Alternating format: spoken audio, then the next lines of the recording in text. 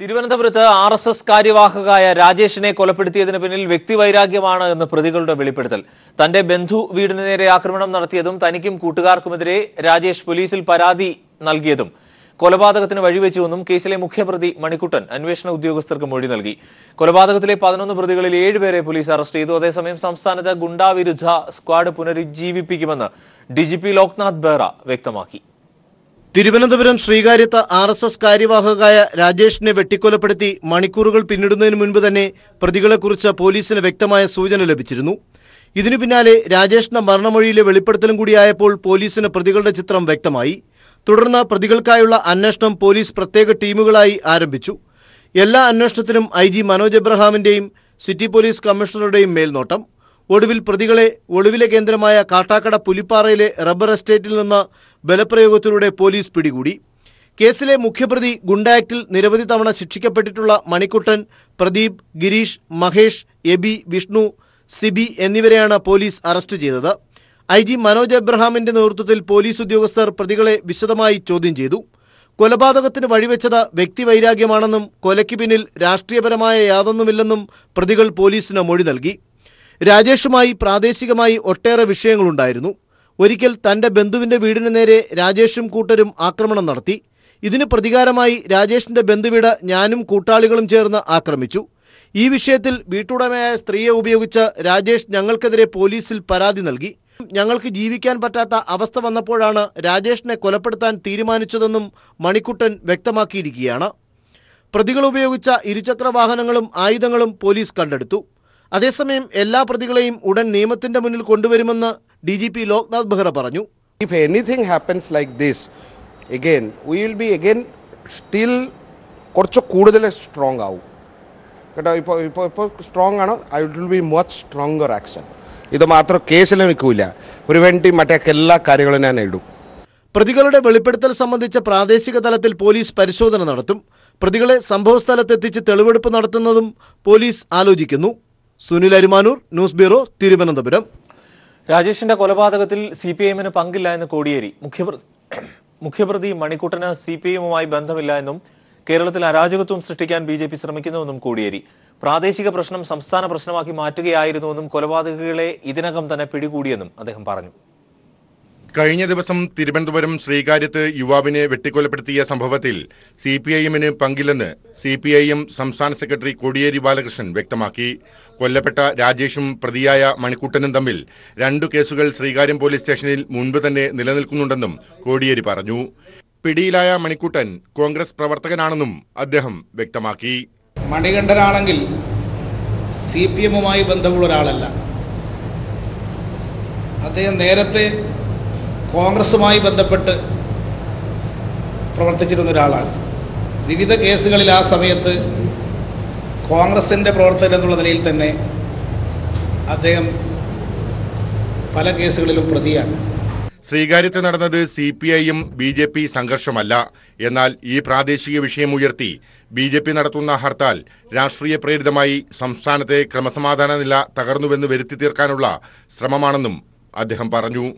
ഇത് CPM-ന്റെ മേലെ കെട്ടിവെച്ച് CPM നടത്തിയൊരു കൊലപാതകമാണെന്ന് പ്രചരിപ്പിച്ച് കേരളത്തിലാകെ ഹർത്താൽ സംഘടിപ്പിക്കാനും നാട്ടിൽ മുഴുവൻ പ്രശ്നങ്ങൾ സൃഷ്ടിക്കാനുമാണ് RSS BJP നേതൃത്വം ഈ ഒരു സംഭവത്തെ ഉപയോഗിച്ചുകൊണ്ട് കേരളത്തിൽ ക്രമസമാധാന പ്രശ്നങ്ങൾ സൃഷ്ടിക്കാനാണ് ശ്രമിക്കുന്നത്. പ്രതിപക്ഷ നേതാവ് രമേശ് ചെന്നിത്തല നടത്തുന്ന ഉപവാസ സമരത്തെയും കോടിയേരി പരിഹസിച്ചു. ഇന്നൊരു ദിവസമല്ലേ, ഇന്ന് പക്ഷേ ഈ പെട്ടെന്നുള്ള ഹർത്താലായതുകൊണ്ട് പലർക്കും ഭക്ഷണം കിട്ടാൻ ബുദ്ധിമുട്ടുണ്ട്. അവർ ചെന്നുപെട്ട സ്ഥലം ഉച്ചഭക്ഷണം കിട്ടാത്തൊരു സ്ഥലമായിരിക്കാനാണ് സാധ്യത. അതുകൊണ്ടായിരിക്കാം അവരും ഒരു നിരാഹാരം നടത്തണമെന്ന് ഉദ്ദേശിച്ചത്. News bureau, Thiruvananthapuram. മുഖ്യമന്ത്രി പിണറായി വിജയനും DGP ലോക്നാഥ് ബെഹ്റയും ഗവർണർ P സദാശിവവുമായി കൂടിക്കാഴ്ച നടത്തി. തലസ്ഥാന നഗരിയിൽ RSS നേതാവ് കൊല്ലപ്പെട്ടതിന്റെയും കഴിഞ്ഞ ദിവസം നടന്ന അക്രമ സംഭവങ്ങളുടെയും പശ്ചാത്തലത്തിലായിരുന്നു കൂടിക്കാഴ്ച. അക്രമികൾക്കെതിരെ മുഖം നോക്കാതെ നടപടിയുണ്ടാകുമെന്ന് മുഖ്യമന്ത്രി ഗവർണറെ ധരിപ്പിച്ചു. കൊലപാതകവുമായി ബന്ധപ്പെട്ട് എല്ലാവരെയും അറസ്റ്റ് ചെയ്തതായും മുഖ്യമന്ത്രി ഗവർണറോട് പറഞ്ഞു. അതേസമയം എല്ലാ പ്രതികളെയും അറസ്റ്റ് ചെയ്തതിൽ കേന്ദ്ര ആഭ്യന്തരമന്ത്രി രാജ്നാഥ് സിംഗ് മതിപ്പ് രേഖപ്പെടുത്തിയതായി മുഖ്യമന്ത്രിയുടെ ഓഫീസ് അറിയിച്ചു. രാവിലെ 11:30യോടെയാണ് മുഖ്യമന്ത്രി പിണറായി വിജയനും DGP ലോക്നാഥ് ബെഹ്റയും ഗവർണറുമായി കൂടിക്കാഴ്ച നടത്തിയത്. കൂടിക്കാഴ്ചയിൽ അക്രമികൾക്കെതിരെ മുഖം നോക്കാതെ നടപടി സ്വീകരിക്കുമെന്ന് മുഖ്യമന്ത്രി ഗവർണറെ ധരിപ്പിച്ചു. RSS നേതാവിന്റെ കൊലപാതകവുമായി ബന്ധപ്പെട്ട് എല്ലാ പ്രതികളെയും അറസ്റ്റ് ചെയ്തു. സമാധാന അന്തരീക്ഷത്തിനായി BJP അധ്യക്ഷനുമായും RSS മേധാവിയുമായും കൂടിക്കാഴ്ച നടത്തുമെന്ന് മുഖ്യമന്ത്രി അറിയിച്ചതായും ഗവർണറുടെ ഓഫീസ് വ്യക്തമാക്കി. CPIM സംസ്ഥാന സെക്രട്ടറി കോടിയേരി ബാലകൃഷ്ണനുമായും BJP അധ്യക്ഷൻ കുമ്മനം രാജശേഖരനുമായും താൻ ആശയവിനിമയം നടത്തിയതായും ഗവർണർ അറിയിച്ചു. ഇതിനിടെ RSS പ്രവർത്തകൻ കൊല്ലപ്പെട്ട കേസിൽ മുഴുവൻ പ്രതികളെയും ചുരുങ്ങിയ സമയത്തിനുള്ളിൽ അറസ്റ്റ് ചെയ്തതിൽ കേന്ദ്ര ആഭ്യന്തരമന്ത്രി രാജ്നാഥ് സിംഗ് മതിപ്പ് പ്രകടിപ്പിച്ചു. മുഖ്യമന്ത്രി പിണറായി വിജയനെ ടെലിഫോണിൽ വിളിച്ച് ആഭ്യന്തരമന്ത്രി വിവരങ്ങൾ തിരക്കുകയും ചെയ്തിരുന്നു. അപ്പോഴായിരുന്നു മുഴുവൻ പ്രതികളെയും അറസ്റ്റ് ചെയ്ത വിവരം മുഖ്യമന്ത്രി രാജ്നാഥ് സിംഗിനെ അറിയിച്ചത്. കുറ്റകൃത്യങ്ങളിൽ ഉൾപ്പെട്ടവർ ആരായാലും മുഖം നോക്കാതെ നടപടി സ്വീകരിക്കുമെന്ന് മുഖ്യമന്ത്രി രാജ്നാഥ് സിംഗിനോട് വ്യക്തമാക്കുകയുണ്ടായി. News bureau, Thiruvananthapuram. കഴിഞ്ഞ നിയമസഭാ തെരഞ്ഞെടുപ്പിൽ കഴക്കൂട്ടം മണ്ഡലത്തിലെ 124 നമ്പർ ബൂത്തിലെ CPM ഏജന്റ് ആയിരുന്നു ശ്രീകാര്യം കൊലപാതക കേസിലെ മണിക്കുട്ടൻ എന്ന കുപ്രചാരണത്തിനെതിരെ CPM രംഗത്ത്. 124 ബൂത്തിലെ ഏജന്റ് താനായിരുന്നുവെന്ന് K. രാജീവൻ. മണിക്കുട്ടന് CPIയുമായി വിദൂര ബന്ധം പോലും ഇല്ല എന്നും അദ്ദേഹം പീപ്പിളിനോട് പറഞ്ഞു. 124 ബൂത്തിലെ ബൂത്ത് ഏജന്റ് ഞാൻ തന്നെയാണ്. ബൂത്ത് കൺവീനറും ബൂത്ത് ഏജന്റും ഞാൻ തന്നെയായിരുന്നു. ഈ BJPയും കോൺഗ്രസും പറയുന്നത് തെറ്റായാണ്. രേഖകൾ പരിശോധിക്കാവുന്നതാണ്. സർക്കാരിന് തന്നെ കൊടുത്ത രേഖകളുണ്ടല്ലോ, അത് ആർക്ക് പരിശോധിച്ചാലും അറിയാവുന്നതാണ്. കൊല്ലപ്പെട്ട രാജേഷിന്റെ മൃതദേഹവും വഹിച്ചുള്ള വിലാപയാത്രയ്ക്കിടെ കല്ലേറ്. PMGയിൽ ഡ്യൂട്ടിയിലുണ്ടായിരുന്ന പോലീസുകാരന് പരിക്കേറ്റു. യൂണിവേഴ്സിറ്റി കോളേജിന് നേർക്കും കല്ലെറിഞ്ഞു. ജീവൻ കുമാർ ചേരുന്നു. ജീവൻ, എന്തായിരുന്നു സംഭവിച്ചത്? അരുൺ, വിലാപയാത്ര കടന്നു വരുന്ന വഴിത്താരകളിലെല്ലാം വലിയ അക്രമമാണ് പ്രവർത്തകരുടെ ഭാഗത്ത് നിന്ന്, RSS പ്രവർത്തകരുടെ ഭാഗത്ത് നിന്ന് ഉണ്ടായത്. വിലാപയാത്ര പുറപ്പെട്ട ഉടനെ തന്നെ ആദ്യം ഉള്ളൂരിൽ വെച്ച് മാധ്യമ പ്രവർത്തകരുമായി വാക്കേറ്റമുണ്ടായി. തുടർന്ന് പ്രകടനം അക്രമാസക്തമാവുന്നത്, വിലാപയാത്ര അക്രമാസക്തമാവുന്നത് PMG ജംഗ്ഷനിൽ എത്തിയതോടുകൂടിയാണ്. PMG ജംഗ്ഷനിൽ ഉണ്ടായിരുന്ന NGO യൂണിയന്റെ സംസ്ഥാന ഓഫീസിന് നേരെ RSS പ്രവർത്തകർ അക്രമം അഴിച്ചുവിട്ടു. തുടർന്ന് NGO യൂണിയൻ ഓഫീസിന്റെ ജനൽ ചില്ലുകൾ തകർന്നു. മുന്നിൽ സ്ഥാപിച്ചിരുന്ന CI2വിന്റെ കൊടിമരം പിഴുതുമാറ്റി. തുടർന്ന് മുന്നോട്ട് പോയ BJP പ്രവർത്തകർ ഇവിടെ ആദ്യഘട്ടത്തിൽ യൂണിവേഴ്സിറ്റി ഹോസ്റ്റലിന് നേരെ അതിക്രമം നടത്തുകയുണ്ടായി. അവിടെ പരീക്ഷയായതിനാൽ വിദ്യാർത്ഥികൾ പഠിക്കുകയായിരുന്നു. മുൻപിലുണ്ടായിരുന്ന വിദ്യാർത്ഥികളെ ലക്ഷ്യമാക്കി എറിഞ്ഞ കല്ലുകളിൽ ജനൽ ചില്ലുകൾ തകർന്നു വീണു. തുടർന്ന് വാഹനങ്ങൾക്ക് നേരെയും കല്ലേറുണ്ടായി. ഹോസ്റ്റലിനുള്ളിൽ കടന്ന് അവിടെ ഉണ്ടായിരുന്ന SFIയുടെ കൊടിമരം വളയ്ക്കാനായിരുന്നു ആദ്യം ABVP പ്രവർത്തകർ ശ്രമിച്ചത്. തുടർന്ന് മുൻപോട്ട് പോയ അവർ യൂണിവേഴ്സിറ്റി കോളേജിന് മുന്നിലെത്തിയതോടുകൂടിയാണ് വീണ്ടും കാര്യങ്ങൾ കൈവിട്ടു പോയത്. ഏതാണ്ട് 100-ലേറെ പ്രവർത്തകർ യൂണിവേഴ്സിറ്റി കോളേജിന് നേരെ രൂക്ഷമായ കല്ലേറ്, ഏതാണ്ട് 10 മിനിറ്റ് നേരം നീണ്ടു നിന്ന കല്ലേറ് നടത്തി. കോളേജിനുള്ളിൽ സ്ഥാപിച്ചിരുന്ന SFIയുടെ കൊടിമരം തകർക്കാനായിരുന്നു അവരുടെ പദ്ധതി. എന്നാൽ അവിടെ കോളേജിനുള്ളിലുണ്ടായിരുന്ന ചില വിദ്യാർത്ഥികൾ അതിനെ ചെറുത്തോടുകൂടി അവിടെ ഉണ്ടായിരുന്ന ചില ബൈക്കുകൾ പുറത്തു നിന്നെത്തിയ അക്രമി സംഘം തകർത്തിട്ടുണ്ട്. അവിടെ ഡ്യൂട്ടിയിലുണ്ടായിരുന്ന ഒരു പോലീസുകാരനും മർദ്ദനമേറ്റിട്ടുണ്ട്. അതിനുശേഷമാണ് വിലാപയാത്ര ശാന്തി കവാടത്തിലെത്തി കടന്നുപോയതിനു ശേഷം കണ്ണേറ്റുമുക്കിലെ CPMന്റെ ഓഫീസിന് നേരെ രൂക്ഷമായ കല്ലേറും ഓഫീസിനുള്ളിൽ കടന്ന് അടിച്ചു തകർക്കുകയുമാണ് ഉണ്ടായത്. അരുൺ, തിരുവനന്തപുരത്ത് RSS പ്രവർത്തകൻ കൊല്ലപ്പെട്ട സംഭവത്തിൽ പ്രതിഷേധിച്ച് BJP ആഹ്വാനം ചെയ്ത ഹർത്താൽ സംസ്ഥാനത്ത് ഭാഗികം. അപ്രതീക്ഷിതമായി പ്രഖ്യാപിച്ച ഹർത്താൽ ജനജീവിതത്തെ സാരമായി ബാധിച്ചു. പലയിടങ്ങളിലും BJP പ്രവർത്തകർ വ്യാപകമായ ആക്രമണമാണ് അഴിച്ചുവിട്ടത്. ചില ജില്ലകളിൽ ഹർത്താൽ അനുകൂലികൾ വാഹനങ്ങൾക്ക് നേരെ കല്ലെറിയുകയും CPMന്റെ പാർട്ടി ഓഫീസുകൾ അടിച്ചു തകർക്കുകയും ചെയ്തു. അതേസമയം സംഘർഷ സാധ്യത കണക്കിലെടുത്ത് തിരുവനന്തപുരം നഗരത്തിൽ ഓഗസ്റ്റ് 2 വരെ പോലീസ് നിരോധനാജ്ഞ പുറപ്പെടുവിച്ചിട്ടുണ്ട്. തിരുവനന്തപുരം ശ്രീകാര്യത്ത് RSS കാര്യവാഹകായ രാജേഷിനെ കഴിഞ്ഞ ദിവസമാണ് വെട്ടിക്കൊലപ്പെടുത്തിയത്. സംഭവത്തിൽ പ്രതിഷേധിച്ച് രാത്രി തന്നെ BJP സംസ്ഥാനത്ത് ഹർത്താലിനും ആഹ്വാനം ചെയ്യുകയായിരുന്നു. 12 മണിക്കൂർ ഹർത്താൽ സംസ്ഥാനത്ത് ഭാഗികമായിരുന്നു. പല സ്ഥലങ്ങളിലും ഹർത്താൽ അനുകൂലികൾ വ്യാപകമായി അക്രമം അഴിച്ചുവിട്ടു. കോട്ടയം, ആലപ്പുഴ, കൊല്ലം, തിരുവനന്തപുരം തുടങ്ങിയ ജില്ലകളിൽ RSS BJP പ്രവർത്തകർ CPMന്റെ പാർട്ടി ഓഫീസുകൾ അടിച്ചു തകർത്തു. അപ്രതീക്ഷിതമായി പ്രഖ്യാപിച്ച ഹർത്താൽ ജനജീവിതത്തെ സാരമായി ബാധിച്ചു. കൊല്ലത്ത് വിവാഹ പാർട്ടി സഞ്ചരിച്ച വാഹനത്തിനു നേരെയും ആക്രമണമുണ്ടായി. പലയിടങ്ങളിലും മരണാനന്തര ചടങ്ങുകളിൽ പങ്കെടുക്കാനായി പോയവരുടെ വാഹനങ്ങളും ആശുപത്രിയിലേക്ക് രോഗികളുമായി പോയ സ്വകാര്യ വാഹനങ്ങളും ആക്രമണത്തിന് ഇരയായി. തെക്കൻ കേരളത്തിൽ KSRTCയും സ്വകാര്യ ബസ്സുകളും സർവീസ് നടത്തിയില്ല.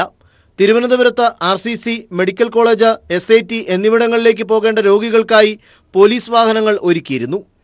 മധ്യകേരളത്തിലും ഹർത്താലിന്റെ പേരിൽ BJP, RSS പ്രവർത്തകർ വ്യാപകമായി ആക്രമണം നടത്തി. നിരവധി സ്വകാര്യ വാഹനങ്ങൾക്ക് നേരെയും കല്ലേറുണ്ടായി. ആക്രമണ ദൃശ്യങ്ങൾ പകർത്താൻ ശ്രമിച്ച മാധ്യമപ്രവർത്തകരെയും ഹർത്താൽ അനുകൂലികൾ മർദ്ദിച്ചു. മലബാർ മേഖലയിലും ഹർത്താൽ ഭാഗികമായിരുന്നു. സ്വകാര്യ വാഹനങ്ങളും ഇരുചക്ര വാഹനങ്ങളും നിരത്തിലോടി.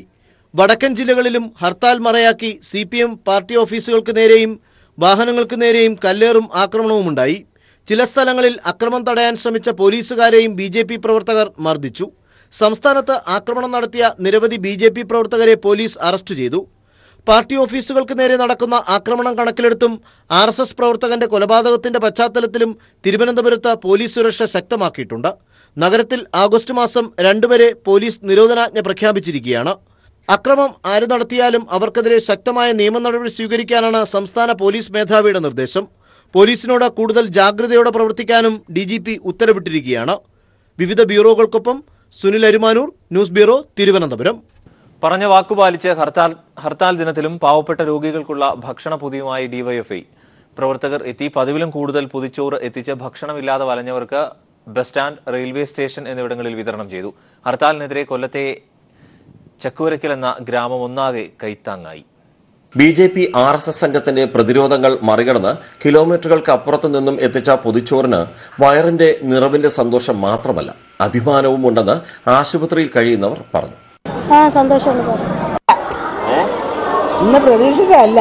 BJP അർദ്ധരാത്രി ഹർത്താൽ പ്രഖ്യാപിച്ചതോടെ പൊതിച്ചോറ് ശേഖരിക്കാൻ പോലും കഴിയാതെയായി. വീടുകളിൽ കയറി പൊതി കൊടുക്കരുതെന്ന് BJP സംഘം ഭീഷണിപ്പെടുത്തി. കൂടാതെ പ്രവർത്തകരുടെ വാഹനങ്ങൾ തടയുകയും പ്രകോപനവും സൃഷ്ടിച്ചു. ഇവരുടെ ഭീഷണിയിലും പ്രതിരോധത്തിനുമെതിരെ ഒരു ഗ്രാമം ഒന്നാകെ രംഗത്തിറങ്ങിയെന്ന് DYFI നന്ദിയോടെ സ്മരിച്ചു. കൊടുക്കണ്ട എന്ന് പറയുന്ന സ്ഥിതികളെ, വാഹനം പോകുമ്പോൾ അത് തടയുന്ന സ്ഥിതികളെ, ആ പ്രതിസന്ധികളെല്ലാം തന്നെ തരണം ചെയ്തുകൊണ്ടാണ് DYFI മേഖലാ കമ്മിറ്റി ഒറ്റക്കെട്ടോടെ ഈ പ്രവർത്തനത്തെ ഒരു ഗ്രാമം മുഴുവൻ സഹായിക്കുന്ന നിലപാടാണ് ഉണ്ടായിട്ടുള്ളത്. രാഷ്ട്രീയ വ്യത്യാസമില്ലാതെ ഗ്രാമത്തിലെ മുഴുവനും വീടുകളിൽ നിന്ന് DYFI പ്രവർത്തകർ ഭക്ഷണം ശേഖരിച്ചു. പകൽ 12-ന് ചക്കുവരക്കൽ, കൊക്കാട്, കോട്ടവട്ടം എന്നിവിടങ്ങളിൽ നിന്നും പുറപ്പെട്ട വാഹനങ്ങൾക്ക് അകമ്പടിയായി നാട്ടിലുള്ളവരും ചേർന്നു. യാത്രക്കിടയിൽ പല സ്ഥലത്തും ഹർത്താൽ അനുകൂലികൾ വാഹനസംഘത്തെ തടയാൻ ശ്രമിച്ചു. ഇതിനെ നാട്ടുകാരും പൊതുപ്രവർത്തകരും ഇടപെട്ട് ഒഴിവാക്കി. വാഹനവ്യൂഹം ദേശീയപാതയിൽ എത്തിയതോടെ പോലീസും സംരക്ഷണവുമായി എത്തി. ന്യൂസ് ബ്യൂറോ, കൊല്ലം. സംവിധായകൻ ജീൻ പോൾ ലാൽ ഹണിബി 2 എന്ന ചിത്രത്തിൽ അനുമതിയില്ലാതെ ഡബിൾ ഉപയോഗിച്ചുവെന്ന യുവനടിയുടെ പരാതിയിൽ കഴമ്പുണ്ടെന്ന് പോലീസിന്റെ പ്രാഥമിക നിഗമനം. ചിത്രത്തിന്റെ CD പരിശോധിച്ച ശേഷമാണ് പോലീസ് ഇക്കാര്യം സ്ഥിരീകരിച്ചത്. എറണാകുളം പനങ്ങാട് പോലീസ് രജിസ്റ്റർ ചെയ്ത കേസിലാണ് ഹണിബി 2 എന്ന ചിത്രത്തിന്റെ CD പരിശോധിച്ചത്. അനുമതിയില്ലാതെ ബോഡി ഡബിൾ ഉപയോഗിച്ചെന്ന് പരിശോധനയിൽ വ്യക്തമായി. ബോഡി ഡബിൾ ഉപയോഗിച്ചതിന്റെ സാഹചര്യം സംബന്ധിച്ച് പ്രതികളിൽ നിന്നും പോലീസ് മൊഴിയെടുക്കും. ചിത്രത്തിന്റെ സെൻസർ ചെയ്യാത്ത കോപ്പി ഹാജരാക്കാനും പോലീസ് ആവശ്യപ്പെട്ടിട്ടുണ്ട്. അന്വേഷണത്തിന്റെ ഭാഗമായി ചിത്രത്തിന്റെ മേക്കപ്പ് മാനെയും പോലീസ് ചോദ്യം ചെയ്തു. ചിത്രീകരണ വേളയിൽ സെറ്റിൽ ചില തർക്കങ്ങൾ ഉണ്ടായിരുന്നതായി ഇയാൾ പോലീസിനോട് സമ്മതിച്ചു. ഇത് സംബന്ധിച്ച് ചിത്രത്തിന്റെ അണിയറ പ്രവർത്തകരിൽ നിന്നും പോലീസ് കൂടുതൽ മൊഴിയെടുക്കും. നടി നൽകിയ പരാതിയിൽ ജീൻ പോൾ, നടൻ ശ്രീനാഥ് ഭാസി, സാങ്കേതിക പ്രവർത്തകരായ അനൂപ്, അനിരുദ്ധ് എന്നിവരാണ് പ്രതികൾ. അഭിനയിച്ചതിന് പ്രതിഫലം ചോദിച്ചപ്പോൾ ലൈംഗിക ചുവയോടെ സംസാരിച്ചെന്നും നടി പരാതി നൽകിയിട്ടുണ്ട്. പരാതിയിൽ തൃക്കാക്കര അസിസ്റ്റന്റ് കമ്മീഷണർ നടിയിൽ നിന്നും കഴിഞ്ഞ ദിവസം മൊഴിയെടുത്തിരുന്നു. 2016 നവംബർ 16-നാണ് കേസിന് ആസ്പദമായ സംഭവം നടന്നത്. News bureau, Kochi. മുൻ DGP TP സെൻകുമാറിനെതിരെ വീണ്ടും വിജിലൻസിൽ പരാതി. TP സെൻകുമാർ വ്യാജരേഖ ചമച്ച് സർക്കാരിൽ നിന്ന് സാമ്പത്തിക നേട്ടം ഉണ്ടാക്കാൻ ശ്രമിച്ചുവെന്നാണ് പരാതി. പരാതിയിന്മേൽ വിജിലൻസ് പ്രാഥമിക അന്വേഷണം ആരംഭിച്ചു. കൊച്ചിയിൽ ആക്രമിക്കപ്പെട്ട നടിയെക്കുറിച്ച് മോശം പരാമർശം നടത്തിയതിലും മതസ്പർദ്ധ വളർത്തും വിധം പ്രസംഗിച്ചതിലും നിലവിൽ വിജിലൻസ് അന്വേഷണം നേരിടുകയാണ് TP സെൻകുമാർ. ഒന്നിനു പുറകെ ഒന്നായി മുൻ പോലീസ് മേധാവി TP സെൻകുമാർ നിയമക്കുരുക്കുകളിൽ അകപ്പെടുകയാണ്. വ്യാജരേഖ ചമച്ച് സർക്കാരിൽ നിന്ന് ശമ്പളം കൈപ്പറ്റിയെന്ന പുതിയ പരാതിയിൽ ഇപ്പോൾ സെൻകുമാറിനെതിരെ വിജിലൻസ് അന്വേഷണം ആരംഭിച്ചിരിക്കുന്നു. DGP സ്ഥാനത്ത് നിന്ന് മാറ്റി നിർത്തപ്പെട്ട സാഹചര്യത്തിൽ അന്ന് Kerala police housing and construction corporation MD ആയി നിയമനം ലഭിച്ചിട്ടും സെൻകുമാർ ജോലിയിൽ പ്രവേശിച്ചിരുന്നില്ല. സർക്കാരിനെതിരെ സുപ്രീംകോടതിയിൽ കേസ് നടത്തിപ്പുമായി ബന്ധപ്പെട്ട 8 മാസം വരെ TP സെൻകുമാർ അവധിയിലായിരുന്നു. എന്നാൽ 8 മാസം വരെ മെഡിക്കൽ അവധിയിലായിരുന്നുവെന്ന നിലയിൽ വ്യാജരേഖയുണ്ടാക്കി സർക്കാരിൽ നിന്ന് 8 ലക്ഷം രൂപ അനധികൃതമായി നേടിയെടുക്കാൻ ശ്രമിച്ചെന്നാണ് വിജിലൻസിന് ലഭിച്ച പരാതി. തിരുവനന്തപുരം കോർപ്പറേഷൻ മുൻ കൗൺസിലർ AJ സുക്കാറിനെയാണ് വിഷയം ചൂണ്ടിക്കാട്ടി വിജിലൻസിന് പരാതി നൽകിയത്. ഇടത് സർക്കാർ അധികാരത്തിലെത്തി DGP സ്ഥാനത്ത് നിന്ന് സെൻകുമാറിനെ മാറ്റിയ ശേഷം ജൂൺ മാസത്തിൽ സെൻകുമാർ ചീഫ് സെക്രട്ടറിക്ക് നൽകിയ അപേക്ഷയിൽ വ്യക്തിപരമായ കാരണങ്ങൾക്ക് പകുതി ശമ്പളത്തിൽ അവധി അനുവദിക്കണമെന്നതായിരുന്നു. അതേസമയം അവധി കഴിഞ്ഞ് തിരികെ എത്തിയപ്പോൾ ചികിത്സയിലായിരുന്നു താനെന്നാണ് സെൻകുമാർ രേഖകൾ ഹാജരാക്കിയത്. എന്നാൽ ഇത് വ്യാജരേഖയാണെന്നാണ് പരാതിക്കാരൻ ചൂണ്ടിക്കാട്ടിയിട്ടുള്ളത്. ഇത്തരത്തിൽ വ്യാജരേഖ ഉണ്ടാക്കി സർക്കാരിൽ നിന്ന് സാമ്പത്തിക നേട്ടമുണ്ടാക്കിയ സെൻകുമാറിനെതിരെ കേസെടുത്ത് അന്വേഷണം നടത്തണമെന്ന് പരാതിയിൽ ആവശ്യപ്പെടുന്നു.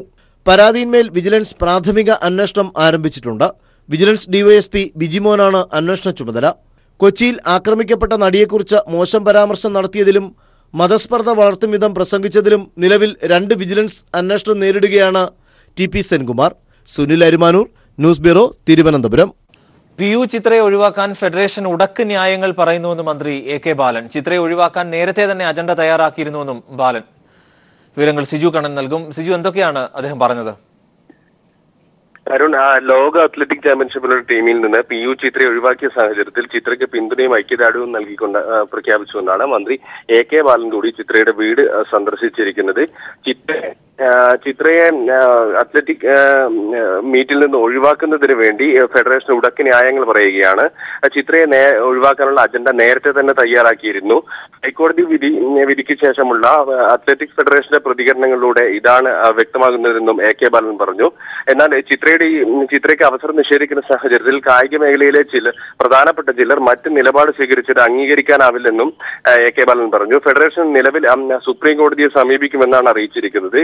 സുപ്രീം കോടതിയെ സമീപിക്കുന്ന സാഹചര്യം വന്നാൽ കേരള സർക്കാർ നിയമവകുപ്പുമായി ആലോചിച്ച് ഈ കേസിൽ കക്ഷി ചേരുന്ന കാര്യം ആലോചിക്കുമെന്നും മന്ത്രി AK ബാലൻ പറഞ്ഞു. അതോടൊപ്പം തന്നെ PU ചിത്രയ്ക്ക് എല്ലാ തരത്തിലുള്ള പിന്തുണയും സർക്കാരിന്റെ ഭാഗത്ത് നിന്ന് ഉറപ്പുവരുത്തും.